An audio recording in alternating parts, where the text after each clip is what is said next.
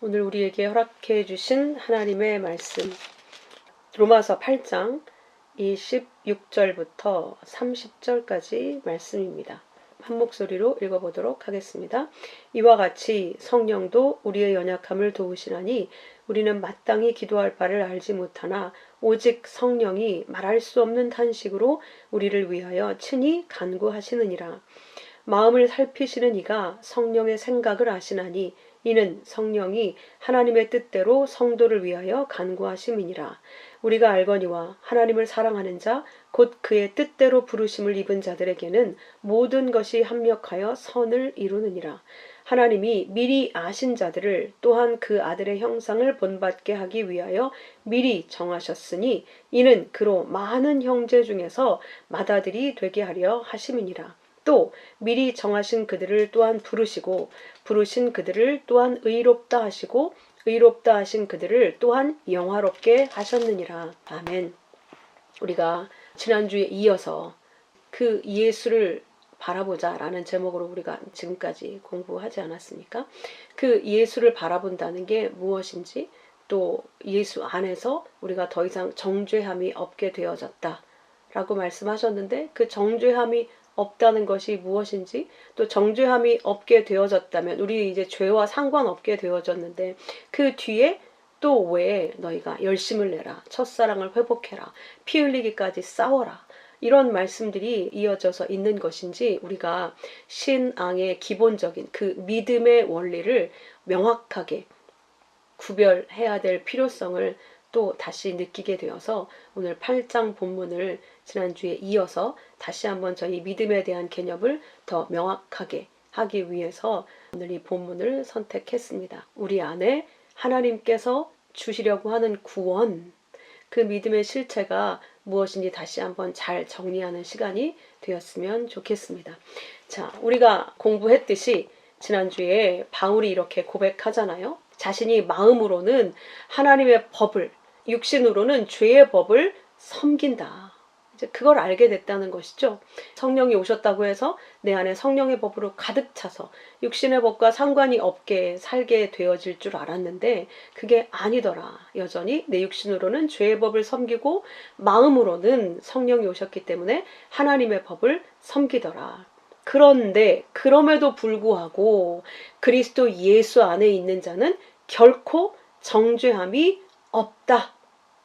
그 이유는 생명의 성령의 법이, 그리스도 예수 안에 있는 생명의 성령의 법이 우리를 죄와 사망의 법에서 해방했기 때문이다.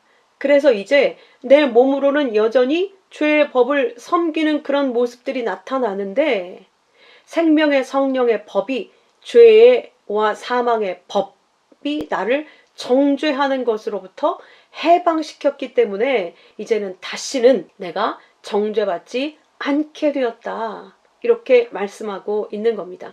자, 우리가 생각할 때 이제 우리는 정죄함 받지 않는다? 왜? 예수 그리스도께서 우리의 죄를 다 짊어지고 죽으셨기 때문에 이제 우리는 어떠한 죄의 모양을 가졌다 할지라도 하나님께서 예수의 몸을 십자가에서 찢으실 때 율법의 돌판이 깨어져 버렸기 때문에 우리를 정죄할 법이 이제 없어진 거예요. 그래서 우리는 이제 해방됐다. 더 이상 하나님이 우리를 정죄하지 않으신다. 너 또 죄 지었구나. 너 다시 지옥 가야 되겠어. 이렇게 다시 번복할 일이 없어졌다. 이렇게 말씀을 하고 있단 말이죠. 우리는 이제 생명의 성령의 법의 아래, 그 지배 아래 있게 되었다. 라고 말씀하고 있는 거예요. 자, 그렇다면 우리는 이제 죄와 상관없는 자가 되었기 때문에 아무렇게나 살아도 되겠다. 이런 생각을 우리가 가질 수가 있게 되는 것이죠. 그런데 바울이 이 말씀을 선포하고 나서 이제 우리는 해방되었으니까 어떤 삶을 살아도 상관이 없어. 이제 우리는 죄로 말미암아 다시는 율법의 정죄를 받지 않게 되었어. 이렇게 말하고 있는 것이 아니라 이제 우리 안에 생명의 성령의 법이 왔고 내 육은 사망의 법이 여전히 나를 붙들고 있기 때문에 이제 육신을 따르는 모양 또는 영을 따르는 모양으로 우리 안에 전쟁과 갈등이 일어나는 모양이 여전히 있을 거라는 걸 전제하면서 계속 말씀을 이어가고 있죠. 율법은 우리 육신이 무능해서 율법을 하나하나 다 순종할 수 없기 때문에 예수님의 몸의 죄를 지워서 우리가 받아야 될 심판을 예수님이 받게 하셨다. 그래서 이제 우리는 육신을 따라 살면 안 되게 돼 있다. 왜? 육신은 예수님의 육이 죽을 때 내 육도 죽은 것이 돼버렸기 때문에 이제 내 육신이 하는 일은 죽은 게 돼버려서 하나님이 우리 죄에 대해서 카운트하지 않으신다는 것이죠. 그래서 이제 우리는 영을 따라 행하는 자가 되어서 율법의 요구, 율법은 우리의 죄를 드러내서 심판에 이르게 하고 그 심판에서 벗어나게 하신 예수 붙들게 하려고 하는 게 율법의 요구이기 때문에 이제 너희는 이 영을 따르는 자로 살아야 한다. 육신을 따르게 되면 다시 네 육을 따라서 행하게 되면 예수와 함께 죽은 그 육을 또 붙들고 살게 되면 네가 어떻게 그리스도의 영 안에 행하는 자가 되겠니? 그런 육신의 생각 다시 네 육을 의지하고 육의 생각을 붙들고 살고 네 육을 위해서 살게 되면 그건 이미 하나님이 죽은 것으로 보고 계시는데 죽은 시체를 붙들고 죽은 것을 또 붙들고 살면 하나님과 원수가 되는 거다. 그건 하나님의 법에 굴복하지 않는 거야. 그 육신에 있는 자들은 하나님을 기쁘시게 할 수 없다. 하나님의 영이 너희 안에 거하신다면 어떻게 너희가 다시 죽은 육을 붙잡고 살 수 있겠니? 그건 죽었는데 어떻게 죽은 게 다시 살아나서 산 것처럼 살 수가 있겠니? 그건 아니다. 그리스도의 영이 그 안에 있으면 너희의 육은 죽은 거야. 다시는 그 육을 쫓아서 살 수 없다. 쟁기를 잡고 뒤로 돌아볼 수가 없다라고 말씀하고 있는 거예요. 자, 그래서 그리스도의 육의 죽음으로 우리가 살아난 자, 우리가 그리스도의 은혜에 빚진 자로 돼. 그렇기 때문에 얼마나 그 은혜가 대단한지 1만 달란트의 은혜, 우리의 목숨값으로도 치러서도 갚을 수 없는 그 은혜를 안다면, 그 빚진 자라는 걸 안다면 이제 더 이상 우리가 육신에게 져서 육신대로 살 수가 없다. 너희가 육신을 쫓아 살면 반드시 죽을 것이로되 영으로서 몸의 행실을 죽이면 살리니. 이제 나는 내 행실을 의지하지 않고 살아요. 나는 이제 나를 위해서 살지 않게 돼요. 그것이 영을 따라 사는 거라는 거예요. 네 육은 이미 죽은 건데 또 육이 만족하게 할 일을 위해 붙잡고 살면 네가 어떻게 영을 따라 사는 자라고 할 수가 있겠니? 오히려 그걸 부정하는 게 영을 따라 사는 것인데 다시 네 육의 소욕을 따라 살면 내 생각을 따라서 내 감정에 의지해서 내 판단을 붙잡고 내가 원하는 것으로 나를 만족시키는 그 삶으로 다시 돌아가게 되어서 네 육에 복종하게 되면 너는 반드시 죽는다라고 경고하고 있는 거예요. 자, 그래서 하나님의 영으로 인도함을 받는 사람이 하나님의 아들이다. 그래서 너희가 하나님을 아버지라고 부르짖고 있지 않니? 아버지라고 부르고 기도하고 살고 있지 않느냐.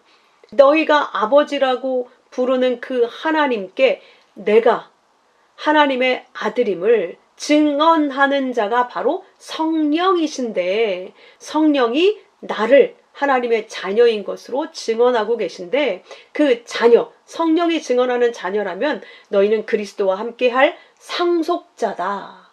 자, 이 말은 이제 너는 네 육의 삶을 살 수가 없고 이제 그리스도의 삶을 살게 될 거다. 예수 그리스도께서 이 땅에 오셔서 어떻게 사셨습니까? 오직 하나님의 말씀에 순종, 복종해서 이 땅에 하나님의 나라를 선포하고 자신의 육은 완전히 부정당하고 내가 원치 않은 죽음의 십자가의 잔을 받아서 십자가에서 육이 완전히 죽고 영으로 부활하셔서 하나님께서 예비하신 영광스러운 하나님 우편에 올라가 하늘의 아들로 완성되어지는 그 삶을 사신 분이 예수 그리스도시기 때문에 이제 그 영이 우리 안에 와 있는 우리 또한 그 아들의 삶을 살게 될 거라는 거예요. 그러므로 너는 그 영을 따라 살게 돼 있기 때문에 이 땅 육에서는 고난의 삶일 것이다. 라고 지금 바울이 이야기하고 있는 거예요. 네 육에 따라 삶을 살면 육은 우리가 땅에 속해 있으니까 땅에 있는 보이는 것을 쫓아 사는 게 우리는 쉽고 그게 즐겁잖아요. 내가 원하는 거 먹고 내가 원하는 일을 하고 내가 원하는 대로 꿈이 이루어지고 내가 원하는 대로 자식이 잘 되고 내가 건강하고 이 육의 것을 쫓아서 사는 것이 우리는 너무 지극히 정상적이고 당연한데 그걸 쫓아 사는 삶을 살 수가 없다는 거예요. 왜? 우리 육은 죽었으니까. 예수님께서 죽으셨을 때.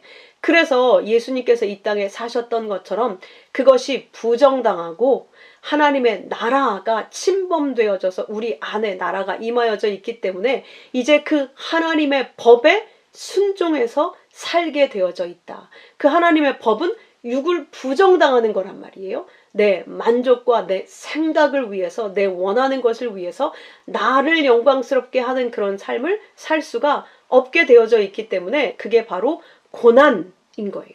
그래서 육신을 따라 산다라고 하는 건 아주 쉽게 그렇게 생각하면 돼요.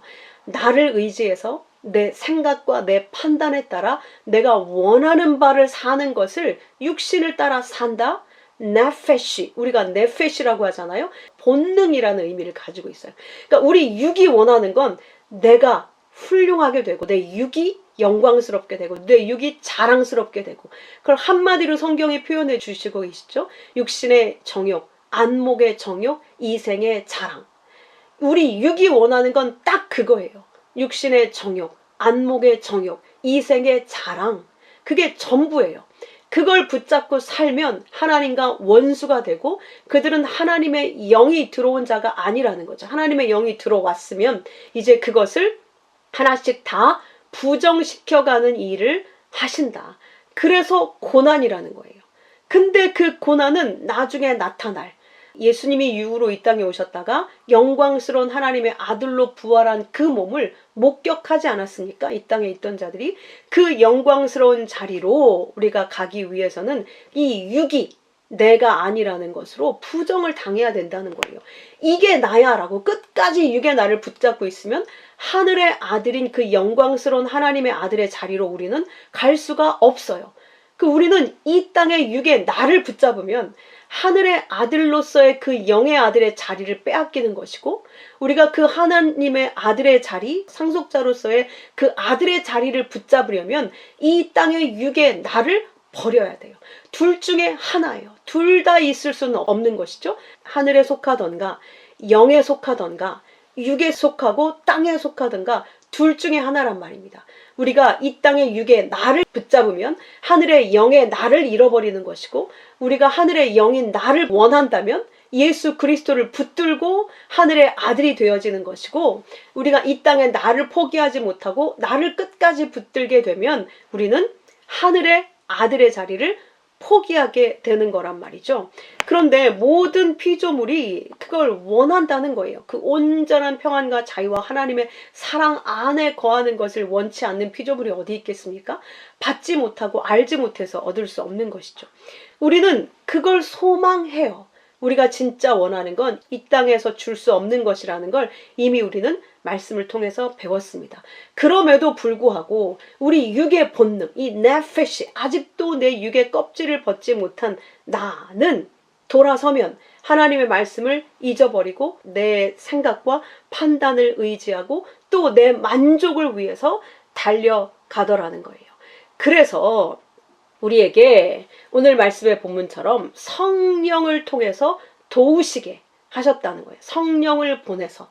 우리가 이미 말씀을 주셨고 그리스도께서 우리를 위해서 대신 죽으셔서 이미 우리는 정죄함이 없이 죄와 상관없는 자로 끝나게 됐어요. 죄와 상관없는 구원받은 하나님의 자녀가 되었단 말이죠.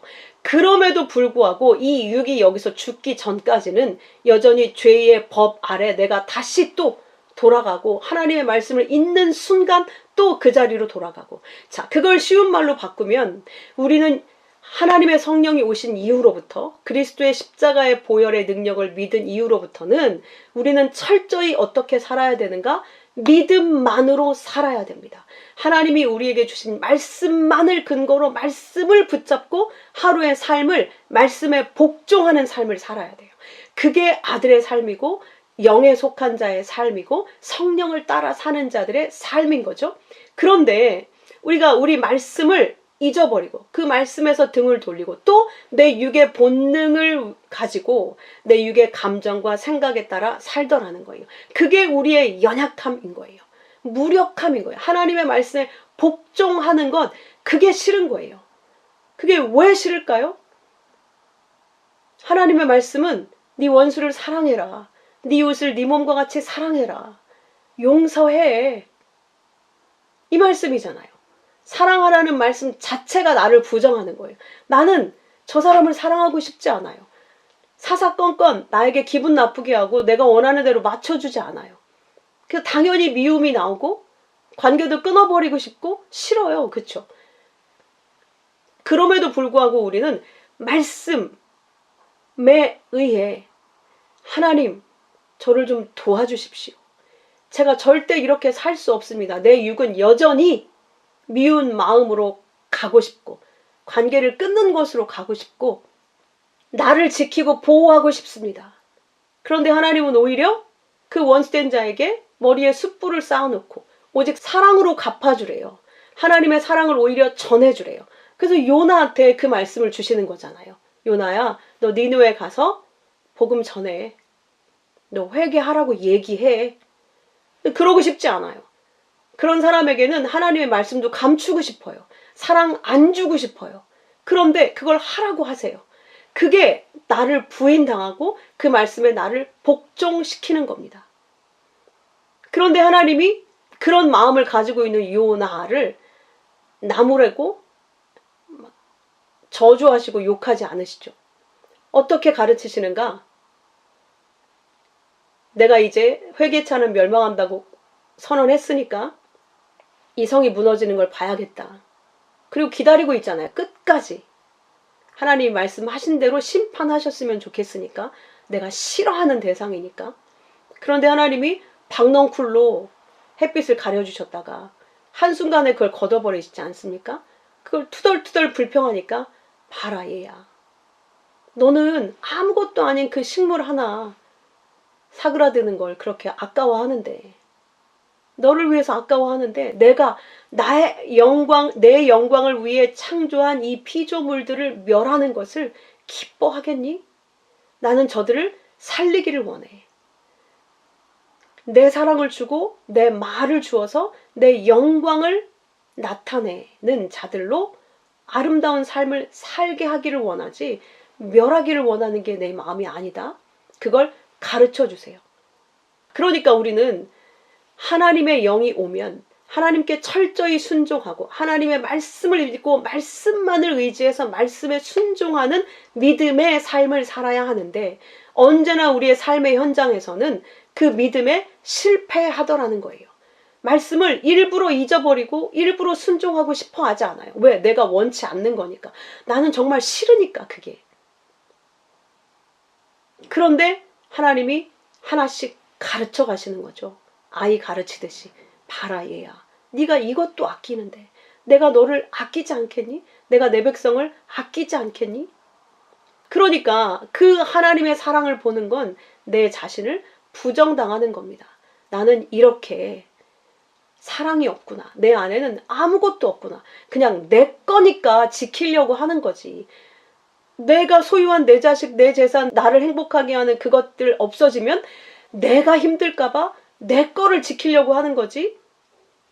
내가 진짜 내 안에 사랑이 있어서 정말 그리스도의 사랑으로 다른 사람들을 품고 있는가? 그게 아니구나.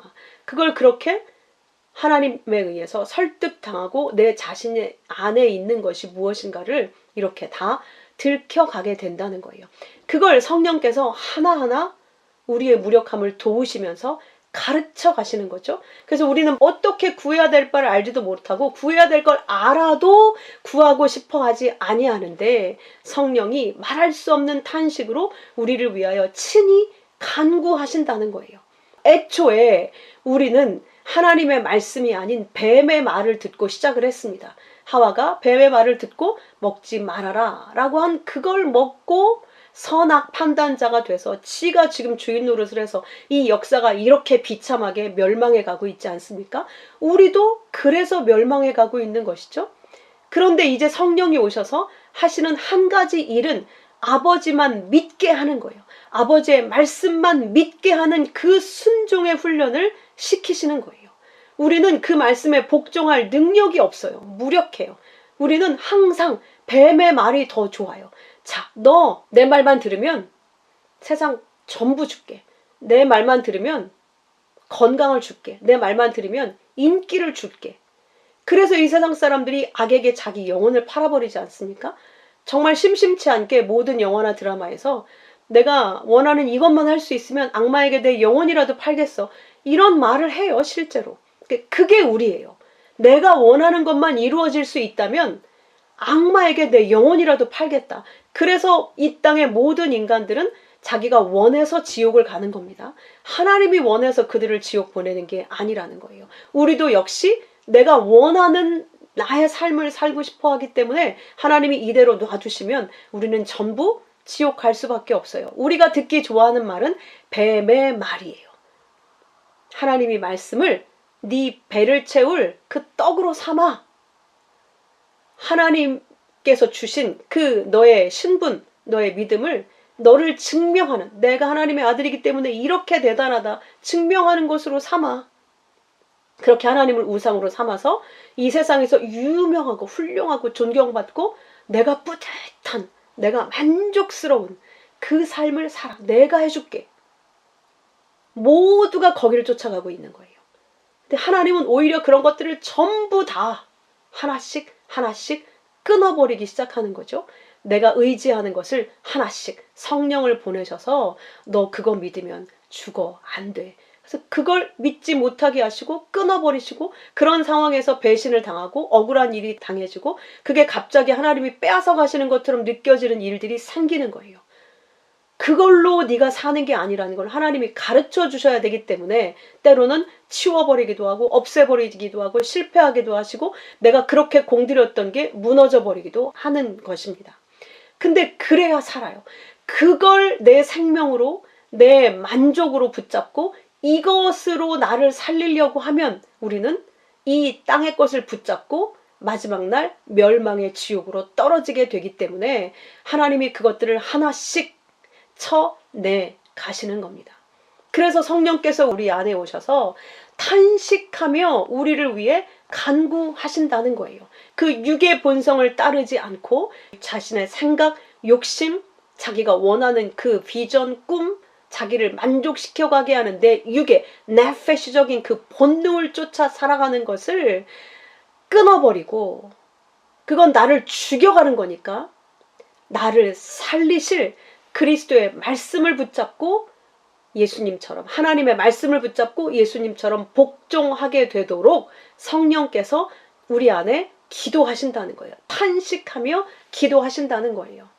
그래서 우리를 해산의 수고로 피와 물을 다 쏟으시고 죽으신 예수께서 우리가 이제 십자가에서 태어났잖아요. 우리가 원래 죽었었는데 예수의 십자가의 자리에서 다시 태어났습니다. 영의 아기로 다시 태어났으면 양육을 시켜야 되잖아요. 그래서 그리스도의 영이 성령으로 우리에게 찾아오신 거예요. 그때부터 이제 계속 젖을 주고 이유식을 주고 밥을 먹여서 우리를 키워야 하니까 어떻게? 믿음의 아들로 키워야 하니까 계속 우리를 양육하시는 거예요.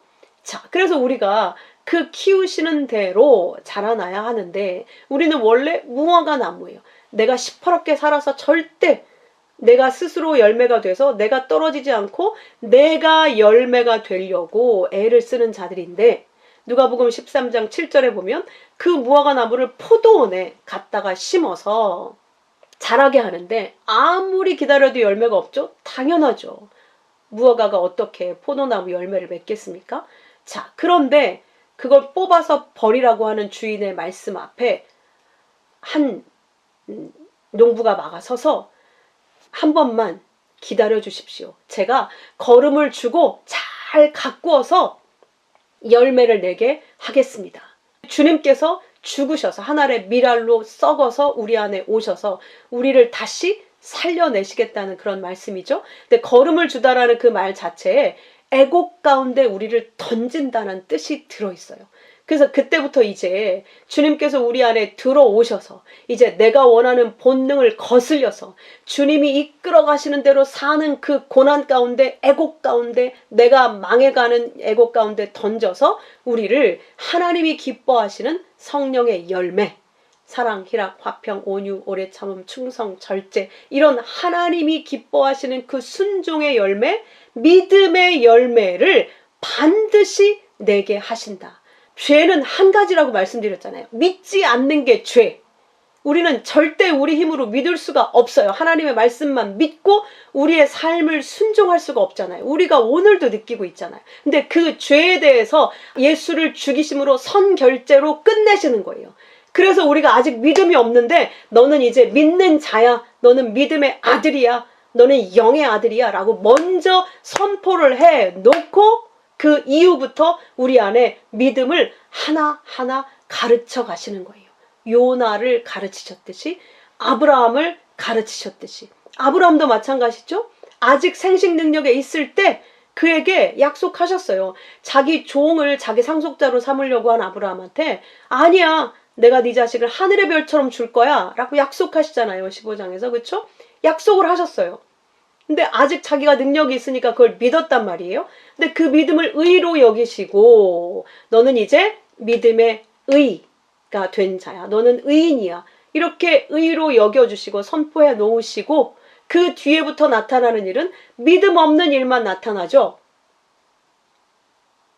하나님의 약속이 있었으면 이방 나라, 이방 왕들 앞에 갔을 때 아브라함이 죽임을 당할 일이 있었겠습니까? 그럴 수는 없어요. 근데 자기가 죽임 당할까봐 자기 와이프를 2번이나 팔아먹는 일이 생기죠?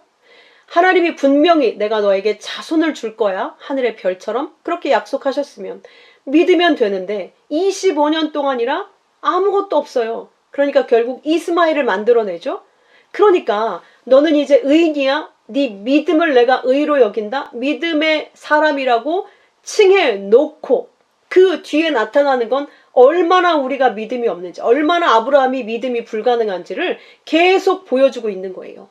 그러다가 결국 이삭, 모든 게 불가능해졌을 때 이삭이 태어나게 하심으로 말미암아 이제 아브라함이 하나님이 지금까지 말씀하셨던 모든 것을 나는 안 믿고 있는데 하나님은 계속 하나님이 말씀하신 것을 이루어 가고 계신 것을 바라보면서 결국 이삭까지, 불가능한 이삭까지 주어서 하나님의 약속이 이루어지는 걸 보게 되어지면서 비로소 하나님을 믿게 되는 거예요. 그래서 하나님이 말씀하신 대로 믿음의 아들로 만들어내시는 거예요. 결국 나는 믿음에 계속 실패하고 있는데 하나님은 계속 성령을 보내셔서 내가 믿고 있는 것들을 다 하나씩 기각시키면서 내가 하나님을 믿을 때까지 완전하게 하나님만 믿고 내가 준비한 다른 것, 내 행위, 내가 준비하고 축적한 다른 것들을 믿는 것이 아니라 하나님만 믿는 하나님의 아들로 만들어내시기까지 나를 그렇게 믿음의 아들로 만들어 가시더라는 거예요. 그것이 성령이 하시는 일이고 하나님께서 예수 그리스도를 통해서 넌 이제 정죄함이 없어. 넌 이제 내 아들이야. 넌 죄와 상관없게 됐어. 넌 이제 믿음의 아들이야 라고 칭해 놓으시고 그때부터 믿음의 양육, 믿음의 훈련을 시작해 가신다는 거예요. 그래서 로마서에서 내가 분명히 용서함 받았고 성령이 오셨는데 여전히 내가 육신의 일을 쫓아가고 있더라. 그래서 우리가 지금 공부하고 있는 계시록에서도 첫사랑을 회복해라. 네가 또 세상 사람들의 말, 이방인들의 말, 이방신을 섬기는 그 거짓말을 또 네가 붙들고 그게 내 육신의 본성에 원하는 바니까 그걸 또 따르고 그걸 허락을 하더라. 근데 그걸 믿고 가다 보니 어떻게 되겠습니까? 당연히 우리가 그대로 잘 되어지면 안 되겠죠. 그래서 거기에서 쓴맛을 겪는 거예요. 계속해서. 잃어버리게 되고 사기당하게 되고 정말 억울한 일을 당하게 되고 근데 아무것도 우리는 억울할 게 없습니다. 왜? 우리는 모두가 다 우리의 욕심을 따라 행했기 때문에 그게 없어지고 깨지고 날아가고 배신당하고 그렇게 사기당하고 감옥에 가더라도 우리는 할 말이 없어요. 다 내 육신이 원하는 것을 따라왔기 때문에. 그래서 하나님이 그걸 그대로 두시는 거죠. 그렇게 육이 부정당해서. 그렇게 네 육이 추구하는 것은 죽어야 마땅한 거야.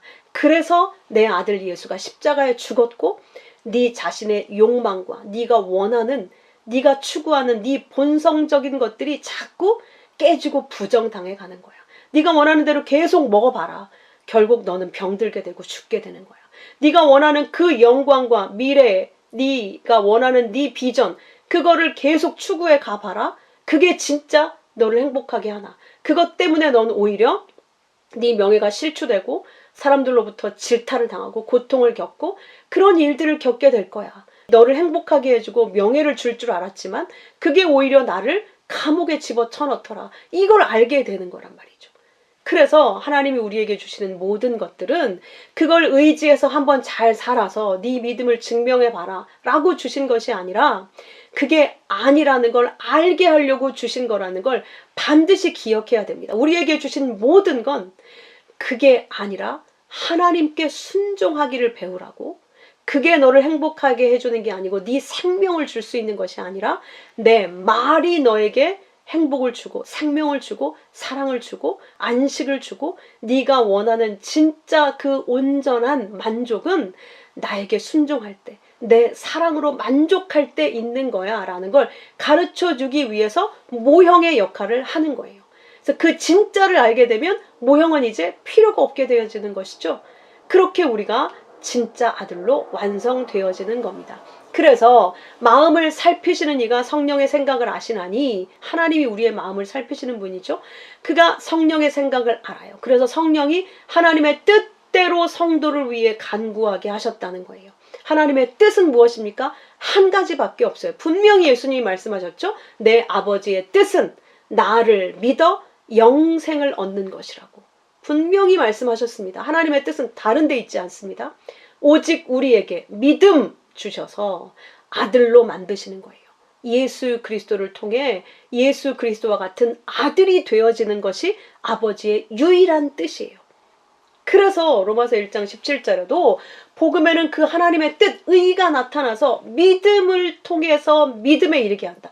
믿음으로 시작해서 믿음으로 완성시킨다. 너는 내 새끼야, 너는 빛이야, 너는 이미 믿은 자야 라고 해놓고 그때부터 믿음의 훈련을 시켜서 믿음으로 완성시켜 가시는 분, 그러므로 믿음의 주요 온전케 하시는 이인 예수를 바라보라.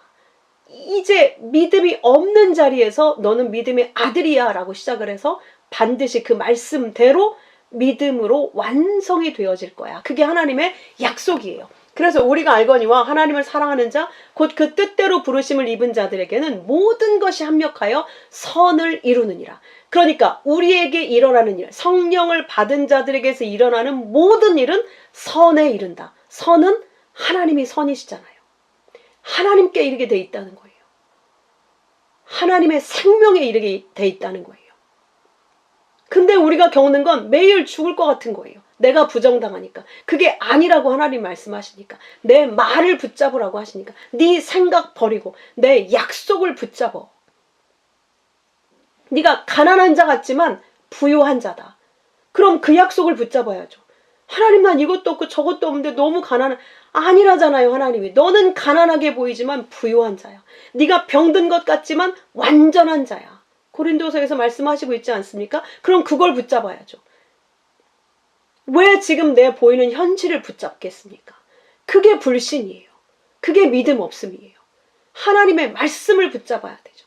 네가 억울한 자 같으나, 네가 여기서는 약한 자 같으나 네가 강한 자야. 왜? 내가 너를 붙잡고 있으니까. 이 땅에서 네가 아무것도 아닌, 네가 네 모습을 볼 때는 지리멸렬해 가는 것 같지만 아니야. 너는 지금 내 안에서 속사람으로 날마다 강건케 돼서 살아나고 있어. 멋진 내 아들로 넌 지금 살아나고 있는 거야. 그럼 그걸 붙잡아야죠. 왜 지금 내 현실을 보고 나는 이래서 안 돼, 나는 저래서 안 돼, 내가 또 더 나를 아름답게 만들기 위해서 이렇게 해야 돼, 저렇게 해야 돼, 또 육을 붙잡고 쫓아가겠습니까? 그게 아니라는 거예요.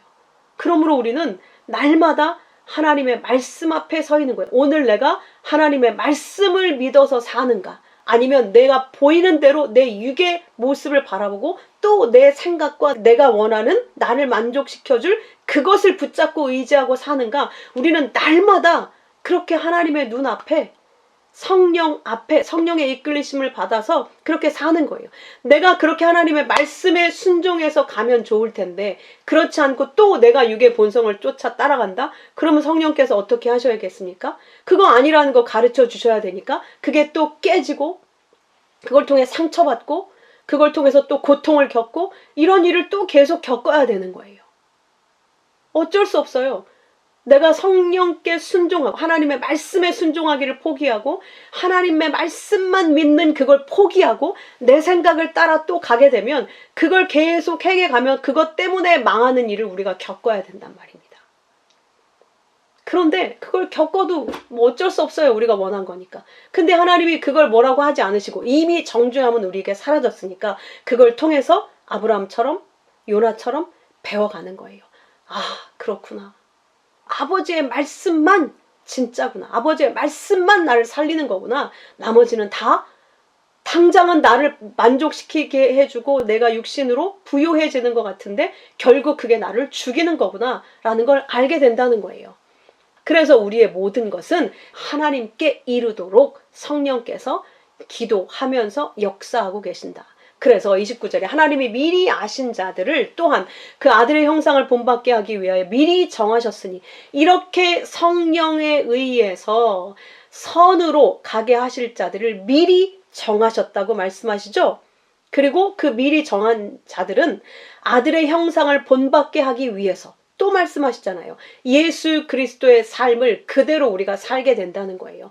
육을 부정당하고 영으로 사는 자, 하나님의 말씀에 복종해 사는 게 영으로 사는 거잖아요. 내 생각을 부정하고 하나님의 말씀에 복종해 사는 것, 그들을 미리 정하셨으니 이는 그로 많은 형제 중에서 맏아들 되게 하려 하심이라. 그러니까 예수님이 맏아들이 되어서서 이제 그 예수님의 형상대로 자기를 부정당하고 아버지께만 복종, 아버지의 뜻을 이루는 삶을 처음부터 끝까지 사신 분이 예수님이니까 그렇게 사는 자들이 내 아들이다. 그래서 맏아들로 예수님을 세우셨고 성도들은 또 그렇게 하나님의 말씀에만 복종해서 사는 자들로 이렇게 사는 자가 내 아들이다 라고 하는 걸 가르치시기 위해서 맏아들로 세웠고 그 형상을 본받게 하는 자들을 또 다른 장자들로 작은 아들들로 근데 또 장자들이라고 하시죠. 똑같은 삶을 사니까 본받게 하려고 맏아들로 예수를 먼저 세웠다는 거예요. 그리고 너희는 그 예수의 삶을 그대로 살아내는 그들, 아버지의 말씀만을 근거로 사는 그들로 만드셨다는 거예요.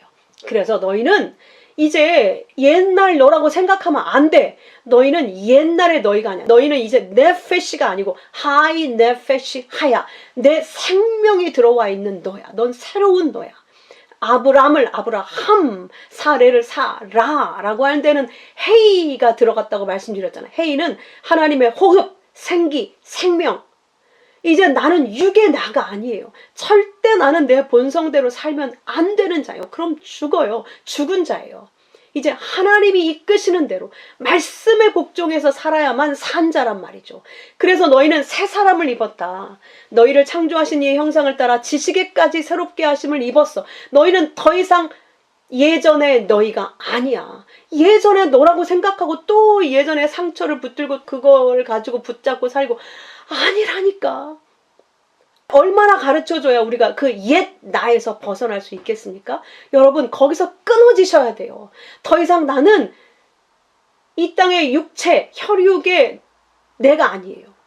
누구의 아들, 누구의 이웃, 누구의 친구, 그 육에 해당된 그 옛날 내가 아니라 이제는 그리스도와 연합된 성령이 나를 지배하고 다스리시는 하나님의 아들로 사는 거예요, 지금.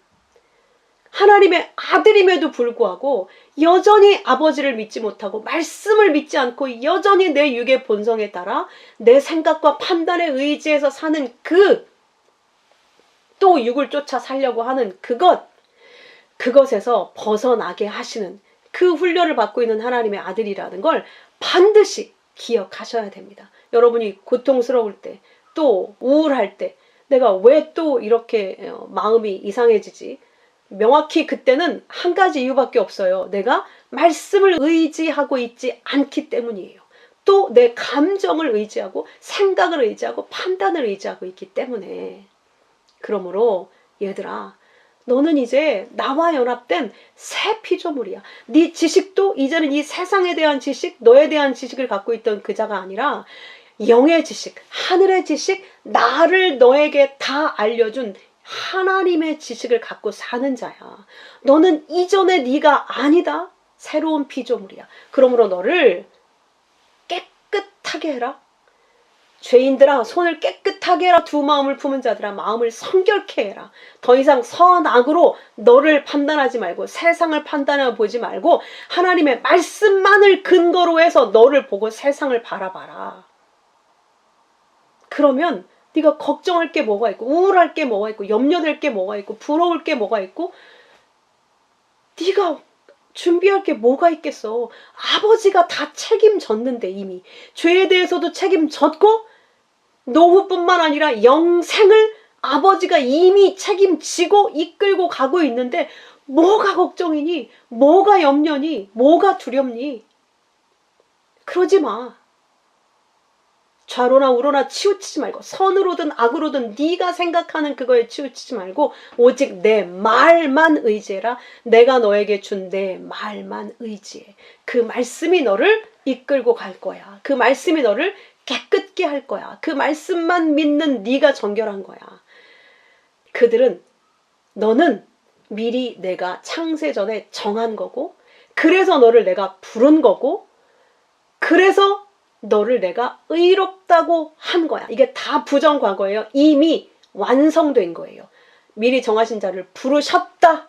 의롭게 하셨다. 의롭게 하신 자들. 어떻게 우리를 의롭게 하셨습니까? 믿음으로. 근데 아직도 나는 나를 믿고 살고 있죠. 말씀을 안 믿고 하나님을 안 믿고, 그런데도 의롭다고 말씀을 하신 거예요. 그걸 알았으면 또 내가 나를 믿고 살아야겠습니까? 아니란 말입니다. 그걸 알았는데 어떻게 또 나를 믿고 의지하고 살겠습니까? 말씀을 믿고 의지하고 살아야겠죠.